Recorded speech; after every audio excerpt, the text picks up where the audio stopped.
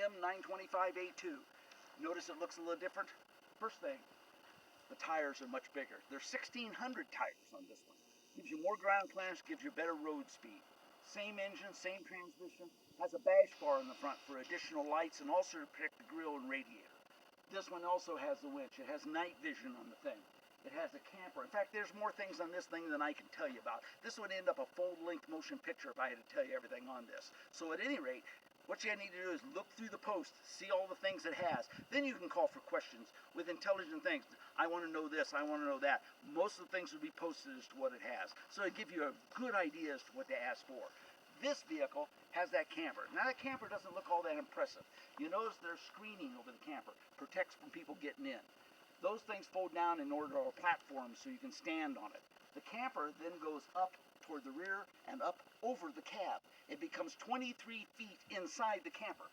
23 feet inside the camper.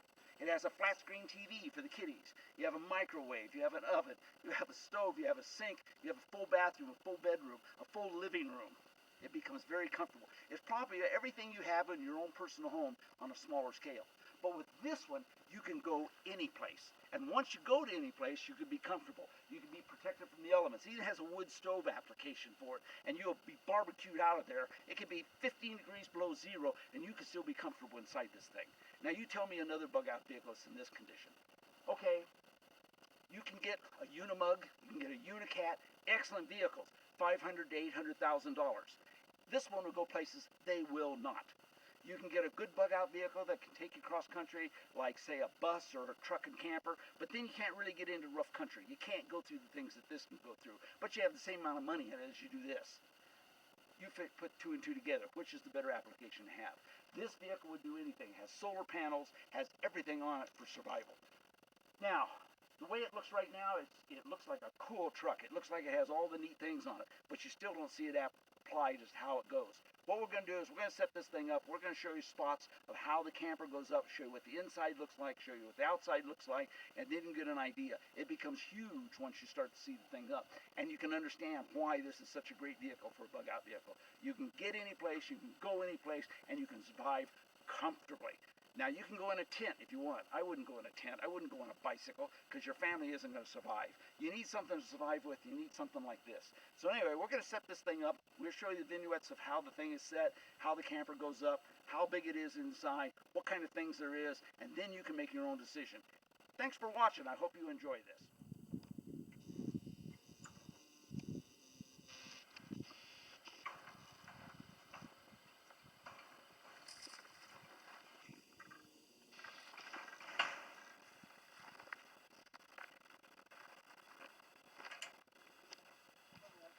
This is a cargo area. It has not air conditioning. It's just for additional cargo. And I won't tell you what Carlisle puts in there. But anyway, it does have air conditioning, but the air conditioning is actually inside the unit. So it doesn't have anything hanging out to hook on bushes and stuff like that. So let's start at the front end.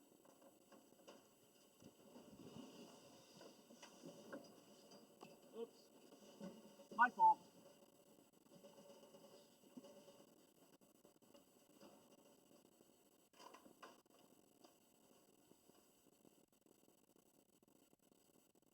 Good. We did is you notice this little bumper thing, it extends out. It's for support of the bottom of the unit. Little winch right here, that little winch is made to lift a motorcycle for a hanger off these back bumpers. So if you want a motorcycle, you can have it in the back end. Also to just lift general things if you're working on it and stuff. Kind of a handy little thing to have. There was nothing back here, so a winch is a good idea. Now what we're going to do is deploy this back in. The back end. This is all living room area up in here. So watch how easy this thing comes. See, it's magic. It doesn't all by itself. No, actually what it is Carlisle's inside pushing it. And so it will come out and then it'll be set. Got the camper all out. The back end's been deployed. Now if you see Carlisle on the inside, he's going to push this panel out to fulfill this whole bottom end here. This is in effect the bedroom area. The whole bedroom is up here. The living room is in the back. We'll show you the inside so you can get a rough idea of what's going on here. Ask yourself, why am I having this ladder up here? Well, I'll show you why. When the crap hits the fan and you have to bug out, you're always going to have a brother-in-law that's now begging you to take him with you because he was ill-prepared. Or worse yet, even a mother-in-law and such. Well, you're going to have overroom seating and bedding. So we take this thing, and with Carlisle's honors up here, you have the mother-in-law facilities.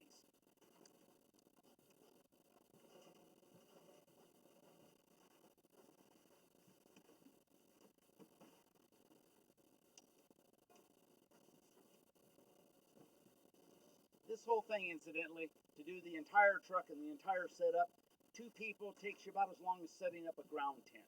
Probably the nature of 15 to 20 minutes. And then you have all these features, more than you do in a tent.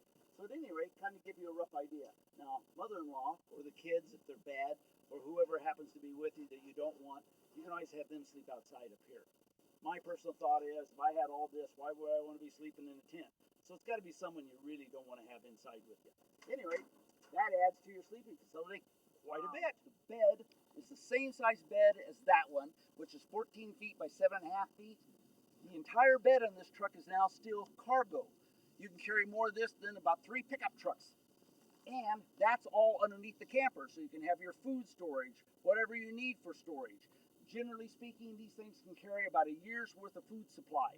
For a camper, that's enormous. You have additional fuel tanks. That would give you a fuel range of somewhere in the nature of about 2,000 miles. 2,000 miles. Compare that to your average car. I mean, you can get out of trouble in 2,000 miles. If you can't get out of trouble in 2,000 miles, you've got a whole lot bigger problems to deal with. A bug out vehicle isn't going to do any good unless you can get out of the way. Okay, you got your high-end snorkel. In fact, take a look at these back tires. You're going to get a laugh out of this. I don't want to tell you they're as big as you can get, but they're as big as you can get. The distance between these 2 tires, I can't get my palm through.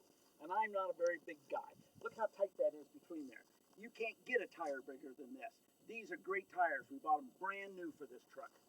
You got your platform here. On the other side, you will see the platform has solar panels in order to keep all your batteries charged and stuff. The camper you've seen the inside of.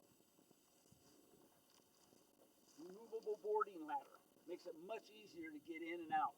A lot of people are a little hesitant to get up on this platform because you can see through the platform with the expanded steel, and a lot of ladies feel initially a little ill at ease. Again, if you put carpeting or something down over the expanded steel and they can't see through the platform, they feel ever more secure. And it makes it look a lot nicer too. Jerry can mounts. This is much like the platform on the side. They're spring counter loaded. So as you open this thing up, all that weight does not fall on you. You have to actually pull it down even with the weight. They're all countered with springs. So you can get to, these are all set up for water and no fuel. It has additional fuel tanks in the bed. Your winch for whatever little things you need. Personally, we put the thing on primarily for a little motorcycle. Your opposite platform. You have to kind of walk around up here in order to see the solar panels. And you could do the same thing if you wanted to reverse the tent. You could reverse the tent, have the door on this side, and have the boarding ladder to it and get up to the tent. Additional jerry cans. Water cans, fuel cans. This is even a little contamination device because it carries brushes and stuff, cleaning fluids and stuff. So if you got it, are you ready for this? Radiation, you can scrub your truck down. I mean, really, talk about overkill. They always say overkill, however, is underrated. So a good thing to have. Your door, you notice how low these things sit. I am not very tall from the ground. And your interior, which you've seen, has everything in there you could possibly think of. Probably a few things that you haven't thought of. Muffler assembly, blows it out to the side, doesn't get any stains or something on the camper. The muffler on these things are actually pretty good because you can be driving down the road and still talk to each other. A lot of military vehicles, the exhaust noise on them reaches the threshold of pain. These things are actually comfortable to drive. Your front end latches to hold the front secure. You've seen the dash bar here. That opens the hood, makes it ever so much nicer to open. Under this is a brand new generator, which is a 4,000 generator. So if the solar panels didn't keep up or you needed to run something else, you got the generator to do that. It would charge your batteries, it would charge whatever you need, produce the power you need. It has an electric chainsaw that's on the vehicle. So if you're out in the boondocks and you need to cut up firewood, you can fire this thing up and use the electric chainsaw. Why electric? Electric doesn't make a whole lot of noise. Generator doesn't make a whole lot of noise. Use the conventional gas chainsaw. The bloody things eat fuel like it's going out of style. And number two, everybody within about 6 counties is going to hear you. This thing is quiet. So if you're out in the boondocks and you don't want to stay stealthful, electric chainsaw beats the heck out of a gas chainsaw. Plus you got to carry oil, plus you got to carry fuel, and in a bug out situation, fuel is going to be precious. So you use it as sparingly as you can. When you're running the generator, let's say for the chainsaw, at the same time you'll be charging batteries and everything else. So what fuel you're using, you're getting efficiency from. You can see underneath here that skid plate that I was talking about, underneath that front end. I hope you can see it with the camera. It's in the shadows, so it's a little hard to see. You got additional lights. Center of there is a speaker for a PA system in case you got to yell at somebody in a Prius to get out of your way before you get them stuck in your tires like a rock. So anyway, you got a PA system you can yell, plus the CB radio. Right now he has a pump. I don't think the pump's going to come with the truck. This is an additional fuel pump.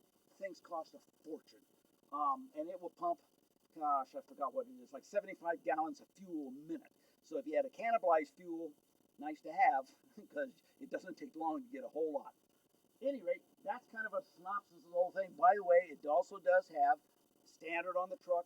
It has an air compressor on the thing, so you have stored air, so if you fill up the tires, you have a compressor on the thing. It also has, I don't think it's hooked up right now because personally I don't like them, but the mechanism here is called a CTIS.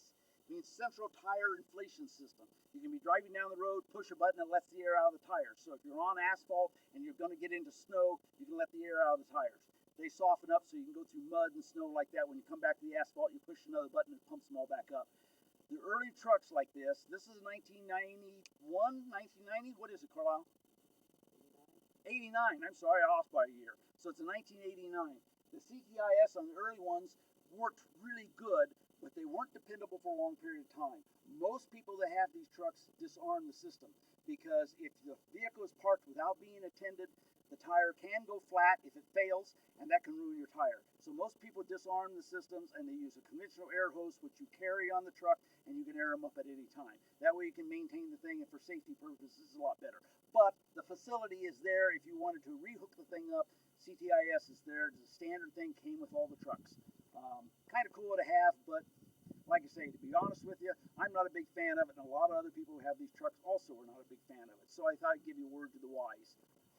Other than that, this thing's huge. I can't tell you everything about it, but at least you can get a rough idea of what we're talking about here. This is a lot of truck. It will save your bacon. It will save your family's bacon. You can get out of the area that you need to get out of. You can have all the food you need, all the water you need, and take off in rough country that many other vehicles cannot go through. So not only can you get away from people, you can save yourself while you're there because you have enough facilities for it. Great truck. If you're entertained on something that can save your bacon, give us a call because you really like this one. You got a full bathroom. It's small, but it's a full bathroom. Actually, it's about the size of a small apartment bathroom.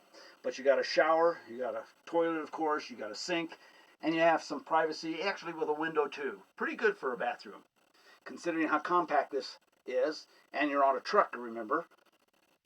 And then pan over, and there you go. There's the bedroom, so you can kind of get a rough idea how big the bed is. It's queen size, isn't it, Carla? Yes, it is. Yeah, it's a full queen size bed inside here. Should have had those front windows open so you can see a bit better of light, but you can still get a rough idea how big it is. So it's quite comfortable. Also in the living room at the other end, Chris is going to turn around and show Carlisle's smiling face sitting on the Davenport. That also converts into a bedroom. Here we have a complete kitchen area, and then we have a complete living room area with a chair and of course Davenport that can convert into a bed, so you have additional sleeping areas. You got a full stereo, you got a flat screen TV facility. The windows can convert to have a wood stove hooked up to it, so you can really barbecue yourself out of here.